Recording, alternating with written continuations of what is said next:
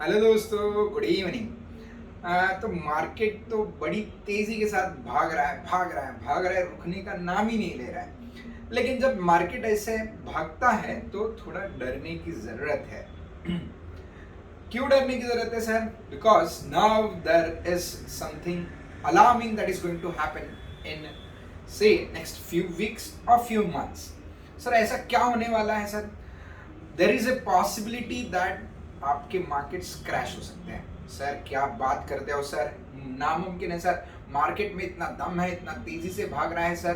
पहले तो 10,000 निफ्टी ने 10,000 को क्रॉस कर दिया, बाद में एकदम जोरदार 12,000 पॉइंट्स को क्रॉस कर दिया, 14,000, अब तो 16,000 के भी पार जा चुका है।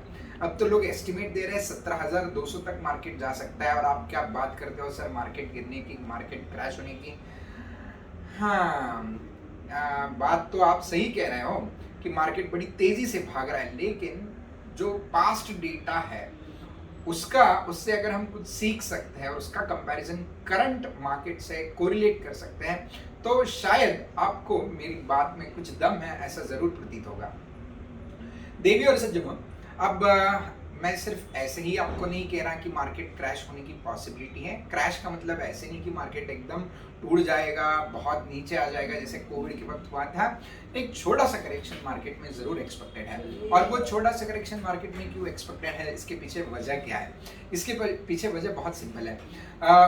इंडियन मार्केट को आपने इंडियन इकोनॉमी के साथ कोरिलेट करके देखना जरूरी है। अब इंडियन स्टॉक मार्केट्स जो है वो इंडियन इकोनॉमी के जीडीपी से इक्विवेलेंट चलते हैं।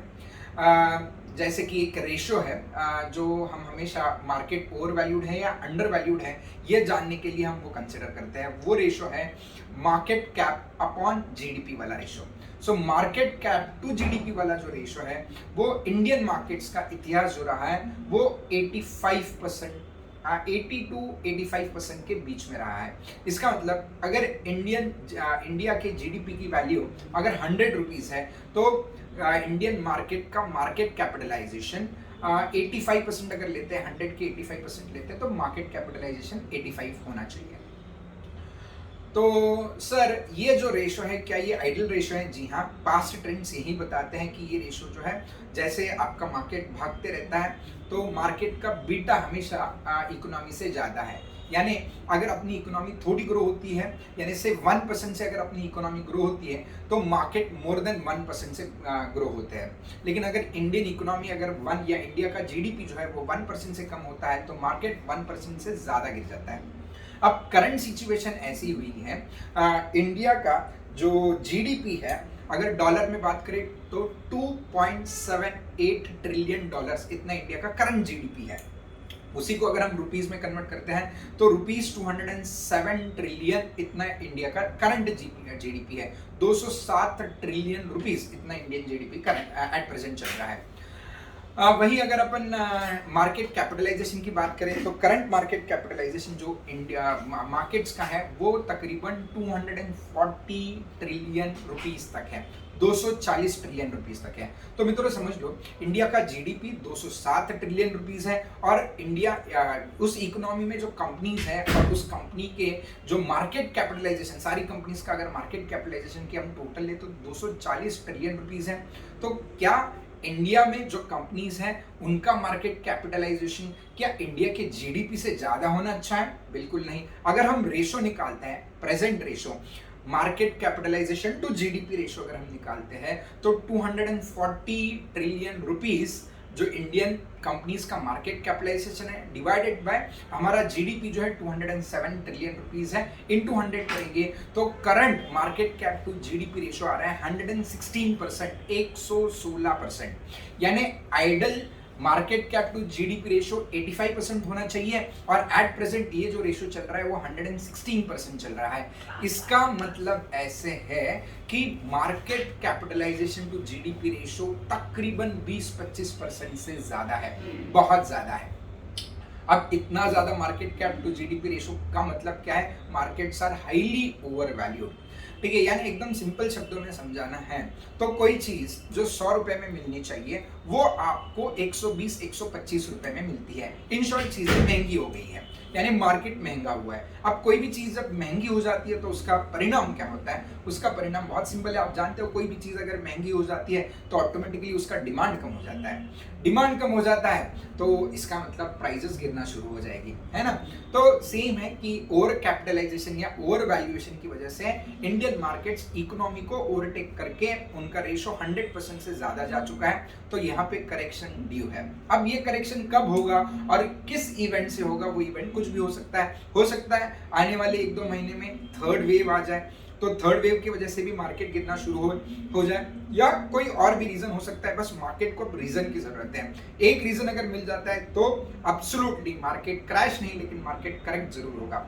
सर अब मार्केट करेक्ट होगा तो कितना परसेंट से करेक्ट होगा और कितने तक निफ्टी आ सकता है? देखो, इतना एग्जैक्ट एस्टिमेट तो किसी को भी लगाना नामुमकिन है। ओके, तो लेकिन मेरा जो जजमेंट कहता है वो ये कहता है कि कम से कम 15 to 20% तक मार्केट करेक्ट हो सकता है। यानी करंट निफ्टी जो है वो 16,200 16,300 पॉइंट्स के इर्द गिर्द है। वो करेक्ट होने के बाद 13,500 से लेके 14,000 के बीच में आ सकता है।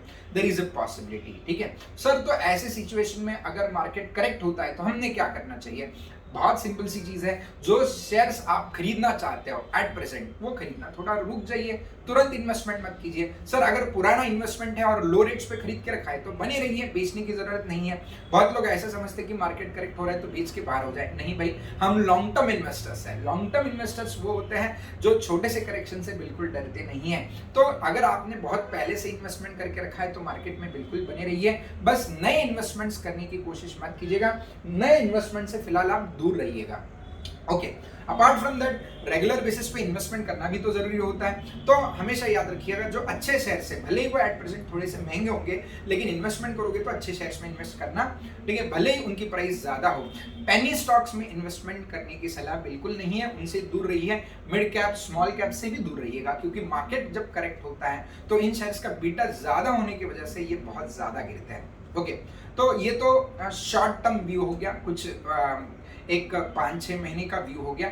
सर लॉन्ग रन की अगर हम बात करें तो लॉन्ग रन का क्या एस्टिमेट है? अब लॉन्ग रन का अगर एस्टिमेट बताना है तो इंडिया का करंट जीडीपी मैंने जैसे बताया 207 trillion rupees current GDP India का है। अब इसमें हमने 8.5 to 9% का ग्रोथ रेट ऐड किया तो 2030 तक यही जीडीपी अपना रुपीस 435 ट्रिलियन तक चला जाएगा। 435 ट्रिलियन तक इंडिया का जीडीपी जा सकता है। सर क्या आपको लगता है इतना 2030 तक 435 ट्रिलियन तक इंडियन जीडीपी जा सकता है? हाँ बिल्कुल रीजनेबल है। क्यों? क्योंकि देखो इंडिया में ना लेबर बहुत अबंडेंट है और जो प्रेजेंट लेबर रिसोर्स है हमारे पास, ठीक है, दुनिया का बेस्ट लेबर रिसोर्स है, ठीक है, फर्स्ट थिंग। सेकंड, इंडिया की टेक्नोलॉजी बेस्ट है। थर्ड थिंग, इंडिया में ग्रोथ पोटेंशियल बहुत ज्यादा है। तो इस वजह से 8.5 to 9% का ग्रोथ रेट आराम से अचीवेबल है, इजीली अचीवेबल है। अगर मान के चलते हैं 2030 तक अगर इंडिया का जीडीपी 435 ट्रिलियन रुपीस तक चला जाता है तो सर आपके मुताबिक निफ्टी तब तक, यानी निफ्टी कहां तक चला जाएगा? यानी समझो अब तो निफ्टी करेक्ट होगा, जैसे आप बोल रहे हो 16,200 16,300 या उससे थोड़ा बहुत ऊपर जाके बाद में अगर करेक्ट होता है तो करेक्ट होने के बाद ऐसे नहीं है कि ऊपर बढ़ेगा ही नहीं, बढ़ेगा, और लॉन्ग टर्म इन्वेस्टर को उसका फायदा जरूर होता है। इसलिए मैं हमेशा सलाह देता हूं कि आपने लॉन्ग टर्म इन्वेस्टर बनना जरूरी है। तो अगर 2030 का अगर मेरा एस्टिमेट आपको बताना है तो 435 ट्रिलियन रुपीस का अगर इंडियन जीडीपी होता है तो अपना market cap to GDP ratio अगर अपन लगा देते हैं और तब का market cap to GDP ratio अगर 90 से 95% के बीच में भी अगर हम लगा देते हैं तो अपना इंडियन कंपनीज का मार्केट कैप 413 ट्रिलियन रुपीस तक हो जाएगा। अब 413 ट्रिलियन रुपीस के 50% निफ्टी का मार्केट कैप होता है, तो उस मुताबिक निफ्टी का जो मार्केट कैप आएगा वो 200 ट्रिलियन रुपीस के आसपास आएगा। एट प्रेजेंट निफ्टी का मार्केट, केवल निफ्टी का अगर मार्केट कैप देखना है तो हमें 109 ट्रिलियन रुपीस के आसपास आता है। तो 109 ट्रिलियन रुपीस आज का निफ्टी का मार्केट कैप। और अगर हम बात करेंगे 2030 की तो 2030 में ये 220 ट्रिलियन रुपीस तक का अगर ये मार्केट कैप हम मान के चलते हैं 2030 का, तो तब की निफ्टी की जो वैल्यू होगी 29,000 पॉइंट से लेके 30,000 पॉइंट्स के बीच में होगी। यानी सर आप ये कहना चाहते हो आज ये साल जो है 2021 ये साल है और एग्जैक्टली 9 साल बाद यानी 2030 तक ठीक है, निफ्टी अप्रॉक्सीमेटली डबल हो जाएगा। जी हाँ, 10 साल में अगर आप अच्छे शेयर्स में निवेश करते हो तो आप जितना भी इन्वेस्टमेंट करोगे और वो लॉन्ग रन के लिए, लॉन्ग टाइम हैरिजन के पॉइंट ऑफ व्यू से देखेंगे तो ये डबल या डबल से भी ज्यादा हो सकता है। ठीक है, सो आई होप ये वीडियो आपके लिए हेल्पफुल रहेगा, क्योंकि अभी मार्केट्स बहुत ज़्यादा भाग रहे हैं, इसलिए बहुत सारे नए नए इन्वेस्टर्स मार्केट में इन्वेस्ट करना चाहते हैं। लेकिन वो जायज़ है कि आप नए नए इन्वेस्टर हो तो बहुत सारी चीज़ें आपने अभी तक स्टडी नहीं की होगी, तो स्टडी करना बाकी है। बहुत सारे लोग इन्वेस्टमेंट करते हो सिर्फ शेयर्स की प्राइजेस देखते हैं और शेयर्स की प्राइजेस के बेसिस पे इन्वेस्टमेंट करने का डिसीजन लेते हैं, वो इकोनॉमी के साथ, इंडस्ट्री के साथ कोरिलेट नहीं करते। तो कोई बात नहीं, आप हमारे चैनल को फॉलो करते रहोगे तो डेफिनेटली मेरे पास जितना भी नॉलेज है वो मैं आप तक पहुंचाने की ज़रूर कोशिश करूंगा। दोस्तों, आपको अगर हमारा वीडियो अच्छा लगा होगा तो वीडियो को लाइक करना और चैनल को सब्सक्राइब करना ना भूलिए। Thank you very much, stay connected, stay tuned, tata, bye.